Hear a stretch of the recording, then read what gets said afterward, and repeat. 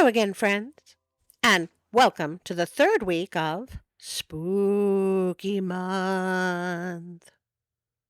So far, I don't think my spooky stories have been very spooky, but this week I bring one of the worst and scariest villains in Slavic history, Baba Yaga. Dun dun dun. An evil woman who eats people, lives in a house that runs around on chicken legs, and flies about in a mortar using a pestle to steer. She has given children nightmares for centuries. Let's see if she lives up to the hype. Today I will read to you Vasilisa the Beautiful. Long, long ago, in a certain tsardom, there lived an old man and old woman, and their daughter Vasilisa.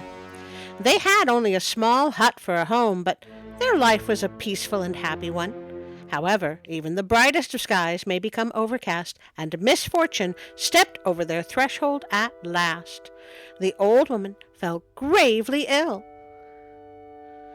Never be a parent in a fairy tale. It is very bad for your health, especially if you're a good person. And feeling that her end was near, she called Vasilisa to her bedside, gave her a little doll, and said, "Do as I tell you, my child. Take good care of this little doll, and never show it to anyone. If anything bad happens to you, give the doll something to eat, and ask its advice. It will help you out in all your troubles." And, giving Vasilisa a last parting kiss, the old woman died. Aww. The man sorrowed and grieved for a time, and then he married again. He had thought to give Vasilisa a second mother, but he gave her a cruel stepmother instead. Why are stepmothers always so evil? The stepmother had 2 daughters of her own. And why do they all have 2 children already? Does she have a cat? She should have a cat. 2 of the most spiteful, mean, and hard-to-please young women that ever lived. The stepmother loved them dearly, and was always kissing and coddling them, but she nagged at Vasilisa and never let her have a moment's peace. Vasilisa felt very unhappy, for her stepmother and stepsisters kept chiding and scolding her, and making her work beyond her strength. They hoped that she would grow thin and haggard with too much work, and that her face would turn dark and ugly in the wind and sun. All day long they were at her, one or the other of them, shouting, "Come, Vasilisa, where are you, Vasilisa? Fetch the wood, don't be slow. Start a fire, mix the dough, wash the plates, milk the cow, scrub the floor, hurry now. Work away and don't take all day." Do they always speak in verse? Honestly, that was almost a song. Vasilisa did all she was told to do. She waited on everyone and always got her chores done on time. And with every day that passed, she grew more and more beautiful. Such was her beauty as could not be pictured and could not be told, but was a true wonder and a joy to behold. Now the narrator is rhyming. I wonder if it's contagious. And it was her little doll that helped Vasilisa in everything.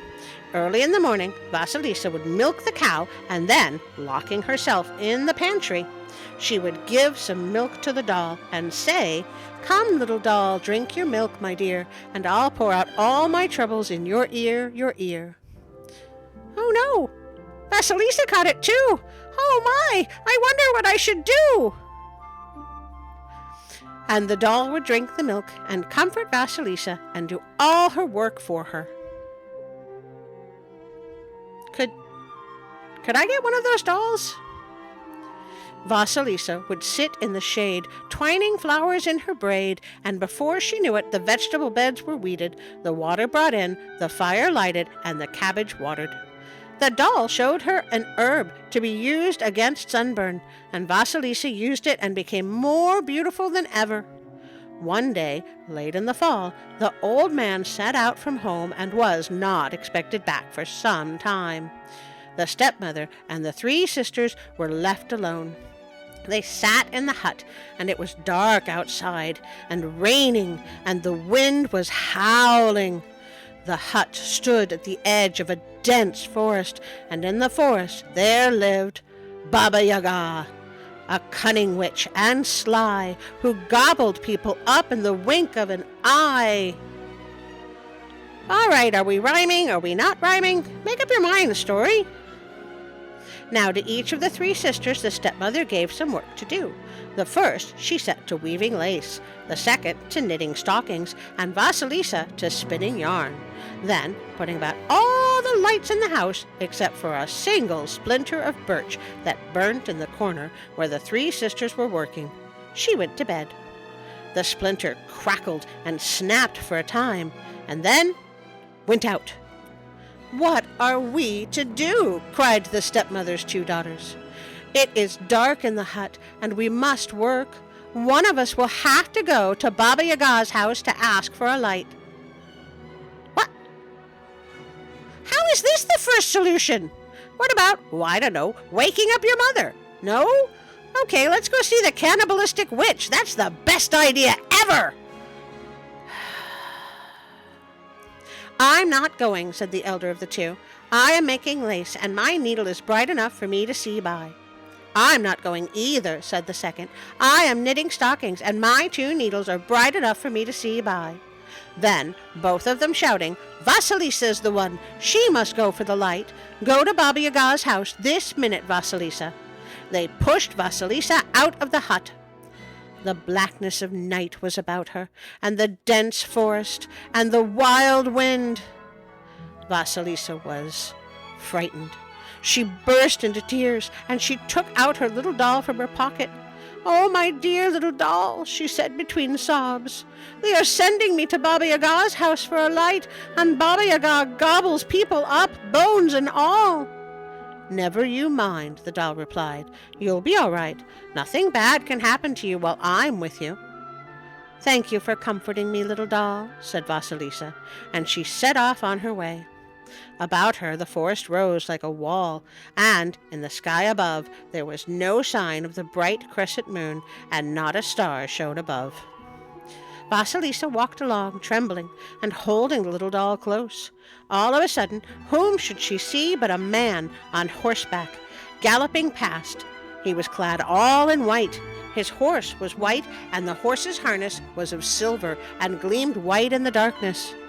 It was dawning now, and Vasilisa trudged on, stumbling and stubbing her toes against tree roots and stumps. Drops of dew glistened on her long plait of hair, and her hands were cold and numb. Suddenly another horseman came galloping by. He was dressed in red. His horse was red, and the horse's harness was red too. That feels like symbolism. Does it feel like symbolism to you? The sun rose. It kissed Vasilisa and warmed and dried the dew on her hair. Why, that's either incredibly nice or very disturbing, and I can't decide which. Vasilisa never stopped, but walked on for a whole day. It was getting on toward evening when she came out into the small glade. She looked, and she saw a hut standing there. The fence around the hut was made of human bones and crowned with human skulls. The gate was no gate, but the bones of men's legs. The bolts were no bolts, but the bones of men's arms. And the lock was no lock, but a set of sharp teeth. Yeah, nice place. Too bad I can't stay. Vasilisa was horrified and stood stock still. Suddenly, a horseman came riding up. He was dressed in black. His horse was black, and the horse's harness was black too. The horseman galloped up to the gate and vanished as if into thin air. Night descended, and lo, the eyes of the skulls crowning the fence began to glow, and it became as light as if it was day. Vasilisa shook with fear. She could not move her feet, which seemed to have frozen to the spot, and refused to carry her away from this terrible place. All of a sudden, she felt the earth trembling and rocking beneath her, and there was Baba Yaga, flying up in a mortar, swinging her pestle like a whip and sweeping the tracks away with a broom. She flew up to the gate and, sniffing the air, cried, "I smell Russian flesh. Who is here?" Remind me to never use a cookbook written by Baba Yaga. Vasilisa came up to Baba Yaga, bowed low to her, and said very humbly, "It is I, Vasilisa, Grandma. My stepsister sent me to you to ask for a light." "Oh, it's you, is it?" Baba Yaga replied. "Your stepmother is a kinswoman of mine." Well, that seems ominous. "Very well. Then stay with me for a while and work, and then we'll see what is to be seen." And she shouted at the top of her voice, "Come, unlock my bolt so strong, open up my gate so wide." The gate swung open. Baba Yaga rode in her mortar, and Vasilina walked in behind her. Now at the gate there grew a birch tree, and it made as if to lash Vasilisa with its branches. "Do not touch the maid, birch tree. It was I who brought her here," said Baba Yaga. They came to the house, and at the door there lay a dog, and it made as if to bite Vasilisa. "Do not touch the maid. It is I who brought her here," said Baba Yaga. They came inside, and in the passage was an old grumbler-nimbler of a cat, and it made as if to scratch Vasilisa. "Do not touch the maid, you old grumbler-rumbler of a cat. It was I who brought her here," said Baba Yaga.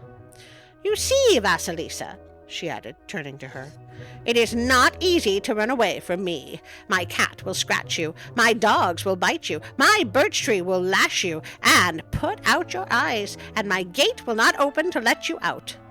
Baba Yaga came into her room, and she stretched out on a bench. "Come, black-browed maid, give us something to eat," she cried. And the black-browed maid ran in and began to feed Baba Yaga.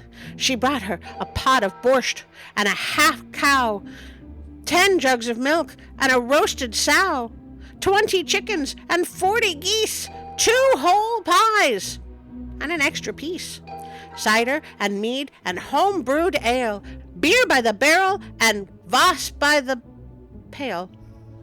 Voss? Google?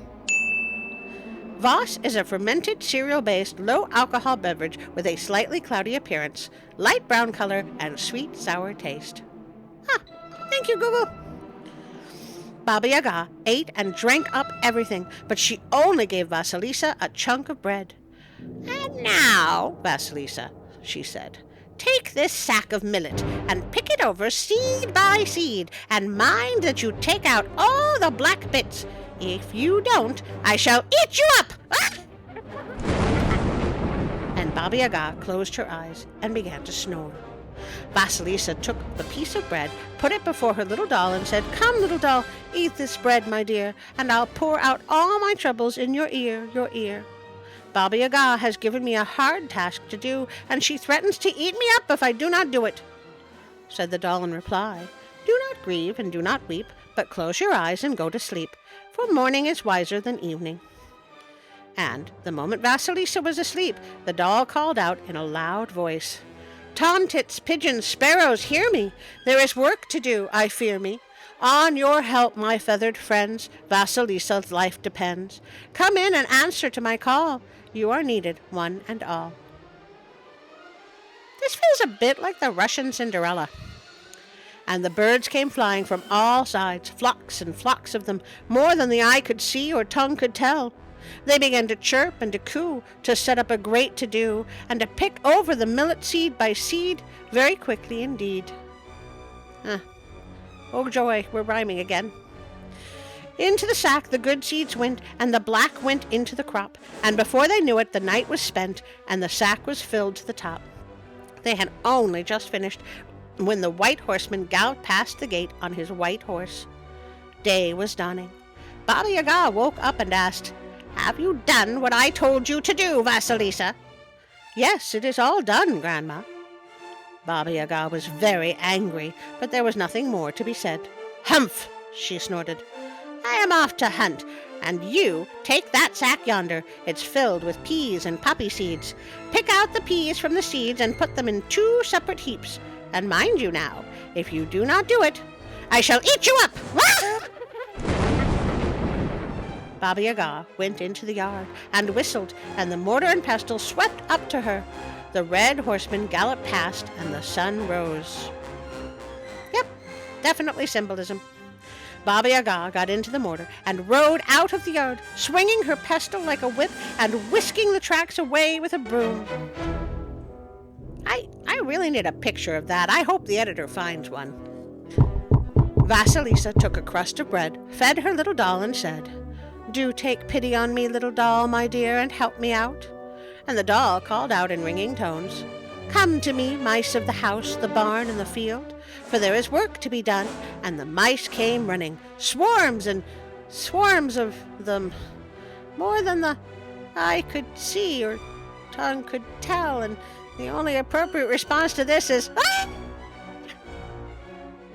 And before the hour was up, the work was all done. It was getting on toward evening, and the black-browed maid set the table and began to wait for Baba Yaga's return. The black horseman galloped past the gate. Night fell, and the eyes of the skulls crowning the fence began to glow. And now the trees groaned and crackled, the leaves rustled, and Baba Yaga, the cunning witch and sly, who gobbled people up in the wink of an eye, came riding home. "Have you done what I told you to do, Vasilisa?" she asked. "Yes, it's all done, Grandma." Baba Yaga was very angry. But what could she say? "Well then, go to bed. I'm going to turn in myself in a minute."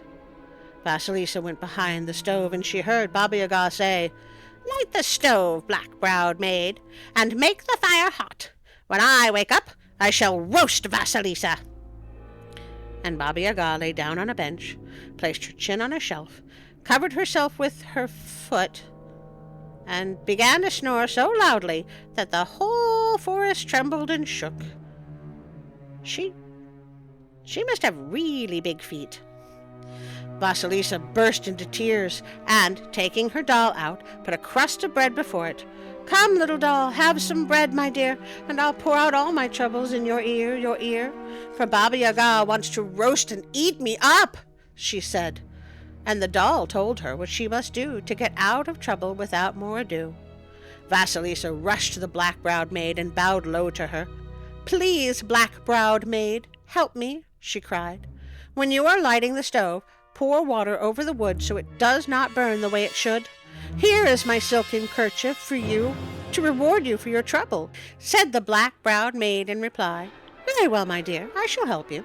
I shall take a long time heating the stove, and I shall tickle Baba Yaga's heels and scratch them too, so she may sleep very soundly the whole night through. And you, run away, Vasilisa." "She seems nice. But won't the three horsemen catch me and bring me back?" "Oh, no," replied the black-browed maid. "The white horseman is the bright day, the red horseman is the golden sun, and the black horseman is the black night, and they will not touch you." "I knew it!" Symbolism. Vasilisa ran out into the passage, and Grumbler-Rumbler the cat rushed at her and was about to scratch her, but she threw him a pie, and he did not touch her. Where'd she get the pie? Vasilisa ran down from the porch, and the dog darted out and was about to bite her, but she threw him a piece of bread, and the dog let her go. "Oh, sure, give the cat a pie. Poor dog.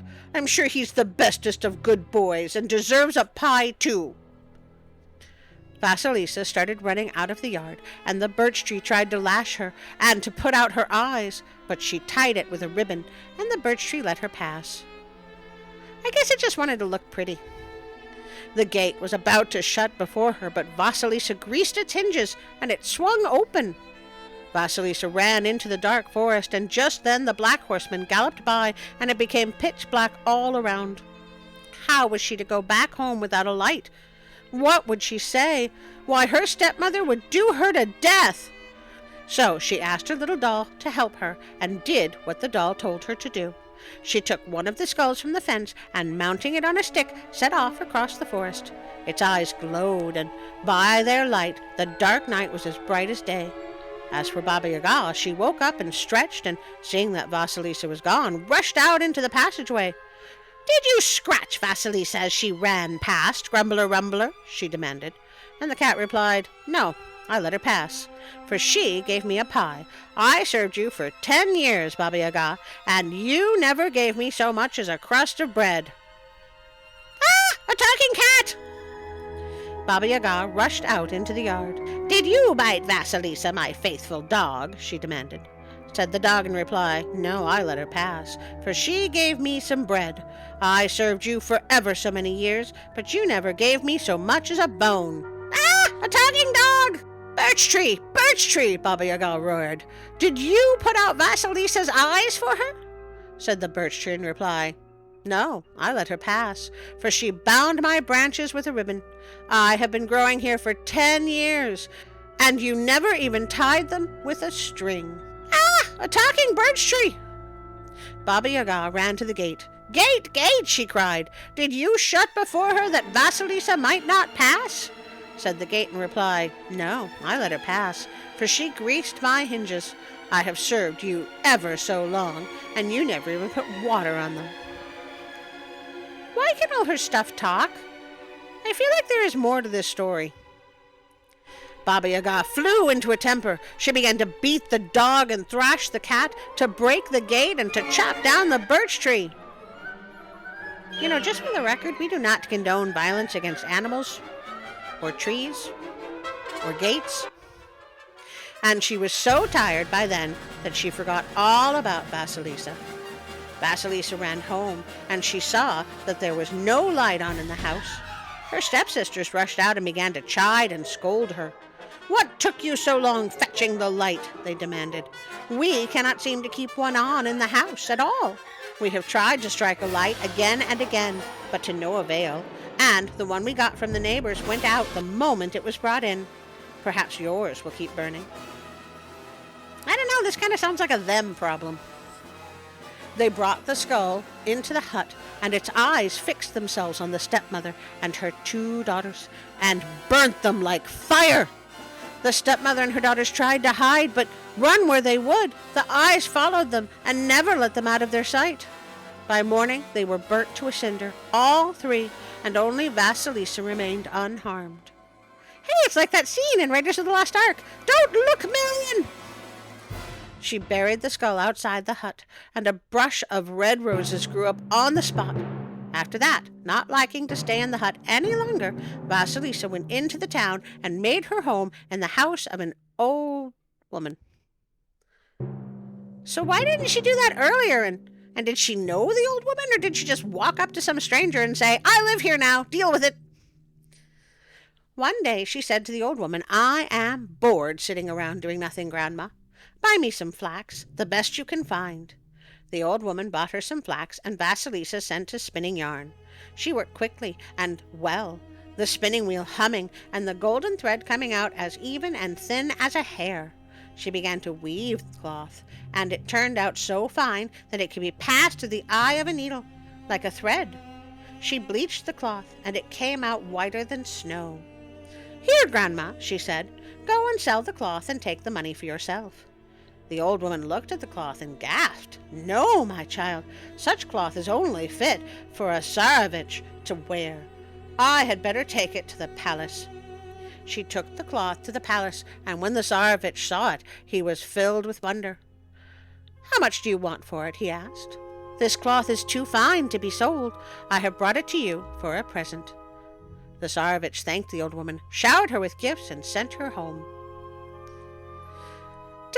Does it feel to anyone else like we've wandered into a different story? But he could not find anyone to make him a shirt out of the cloth, for the workmanship had to be as fine as the fabric. So he sent for the old woman again and said, "You wove this fine cloth, so you must know how to make a shirt out of it." "It was not I that spun the yarn or wove the cloth, Tsarevich, but a maid named Vasilisa." "Well then, let her make me a shirt." The old woman went home, and she told Vasilina all about it. Vasilisa made 2 shirts, embroidered them with silken threads, studded them with large round pearls. Where did she get the pearls? And, giving them to the old woman to take to the palace, she sat down at the window with a piece of embroidery. By and by, whom should she see but one of the Tsar's servants come running toward her. "The Tsarevich bids you come to the palace," said the servant. Vasilisa went to the palace, and seeing her, the Tsarevich was smitten with her beauty. "I cannot bear to let you get away again. You shall be my wife," said he. does Vasilisa get a vote? He took both her milk-white hands in his and placed her in the seat beside his own, and so Vasilisa and the Tsarevich were married. So no, she does not get a vote. And when Vasilisa's father returned soon afterwards, he made his home in the palace with them. Vasilisa took the old woman to live with her too, and as for her little doll, she always carried it about with her in her pocket. And thus are they living to this very day, waiting for us to come for a stay. I bet they're not. Although it could be fun to just show up in Russia and... Wait. That might not be the best idea after all. So, Baba Yaga is scary, but not as scary as I was hoping. This is probably the best spooky story I've read yet, but next week is The Legend of Sleepy Hollow, and I am looking forward to that one. So, we now come to the end of another story. First, let me say that you are all so very special to me. I apparently lost a subscriber, and I will miss you. There are so few of us that I value you all more than I can express. If you would like to see some change in the channel, please let me know, and we'll see if we can work it out.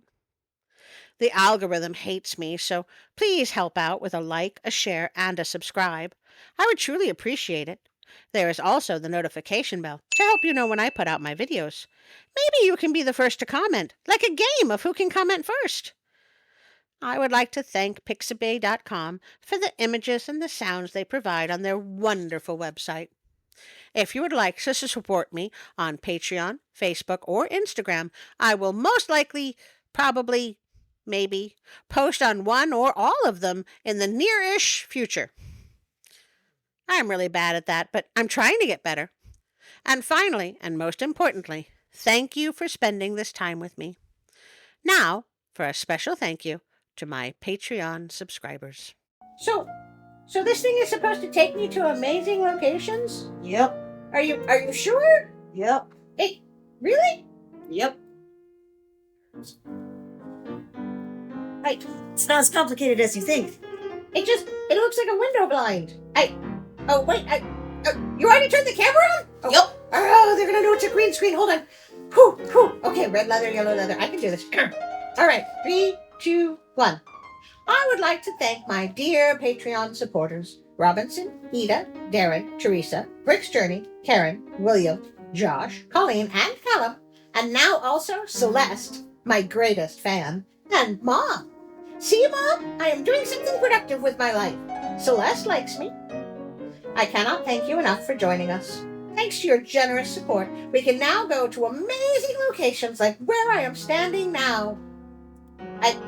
Wait, I thought this was supposed to take me to amazing locations. Why is it still just green? I think it's broken. It's not broken. That's how it works, Artie.